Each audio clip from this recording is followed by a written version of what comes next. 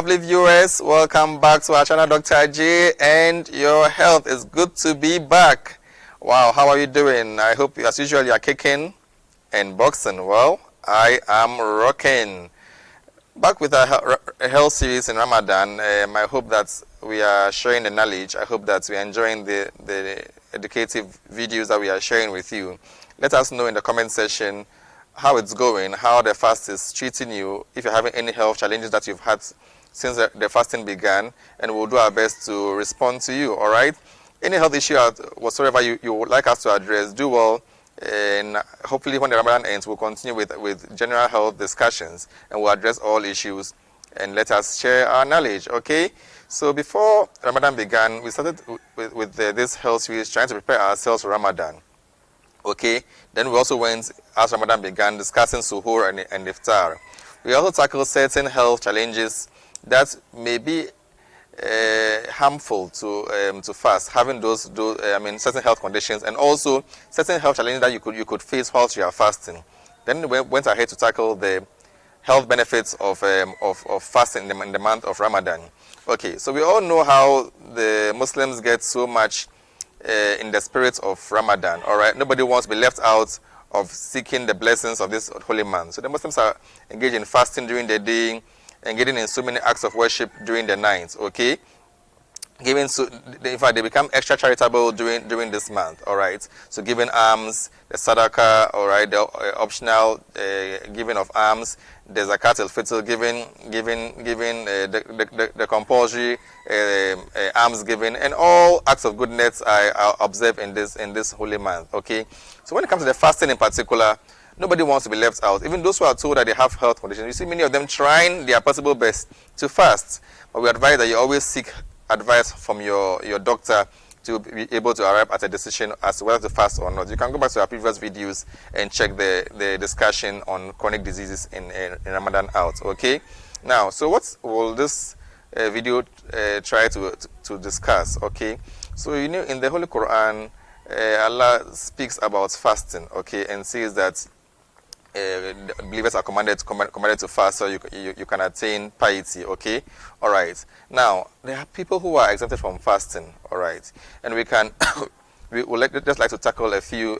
I mean, those who are sick, those who are ill, on a journey, the breastfeeding mother, the nursing mother, the pregnant, you know, all of these discussions go on. And our ulama have discussed into detail and taken us through the fake aspects or the Islamic jurisprudence issues with regards to this. Now, I want to tackle the health implications of fasting when you are sick, okay? We've already spoken about stress and fasting, okay? So you know that when you are fasting, the body is actually under some bits of stress, okay? The body is under some bits of stress. So you do not want to further put stresses on the body which are avoidable, okay? So you are fasting, and then you are somebody who has a migraine, and your migraine is also triggered by intense hunger, dehydration, and all of that. And for some reason or the other, you're having this intense migraine due to the nature of the day, or due to probably you miss your suhoor, and then that's a pre-dawn meal, and then it's making it so difficult for you to fast that day.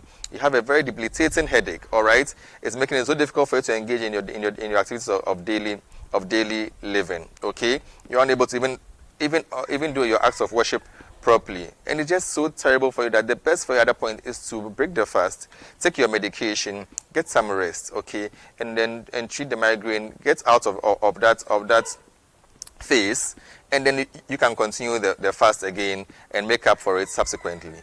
Somebody also, for some reason or the other, would have what we call some acute gastroenteritis, all right? The person is vomiting excessively. The person is passing loose stool excessively for one reason or the other. Okay, vomiting so many times in the day, all right? And also passing loose stool so many times in the day. We've already spoken about fasting and dehydration, okay, as some of the downsides of fasting, okay?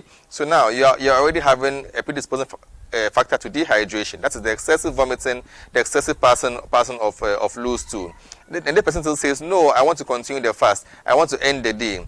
I mean, it is health-wise, it's not good. I mean, the scholars will tell you that in the Holy Quran, Allah says in the Surah Al-Baqarah, the second chapter of the Holy Quran, in verse 185, if you read further towards the middle, where Allah says, Yuridullahu bikumul yusra wala yuridu bikumul usra. And to interpret, that is in the nearest meaning, that's what Allah does not intend for you difficulty. I mean, Allah intends for you ease, and He does not intend for you difficulty. Okay, Allah intends for you and I ease. Allah does not intend for us difficulty. So, if you have been given this ease or this easy way to not stress yourself when you are fasting because you are ill, and at that point you need to take a break and then treat yourself. Why do you push yourself? Health-wise, it is not good because you are dehydrated, and once you are dehydrated, it goes a long way to affect your health. You can pass out, lose consciousness. You can pass out, and it could even be harmful to your health, and it could also lead to your death.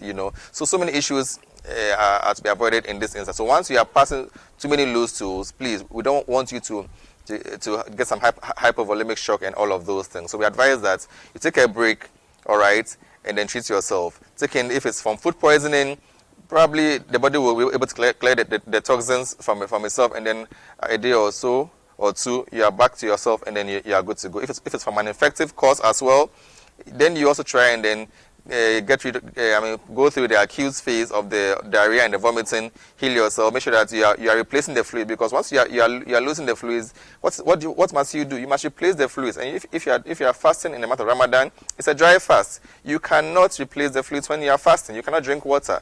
You cannot take your oral rehydration salt solution, okay, the ORS solution. You can't take it, all right? You're having severe stomach upset due to the gastroenteritis, severe pain is so bad for you. You can't take a pain medication because you are fasting. So what must you do? You must take a break, treat yourself very well, get out of the acute phase, then come back and then make up for the days fast that you have missed. So if you have just joined us and you are new to our channel, please do well to go back and then watch our previous episodes and then learn about fasting and your health. Today we've discussed being sick and fasting, okay? We'll try and come your way tomorrow with other interesting episodes of Ramadan and your health. So do well to subscribe, share the knowledge, keep the discussion going, all right? And together let us make health our priority, and we'll see you. Bye-bye.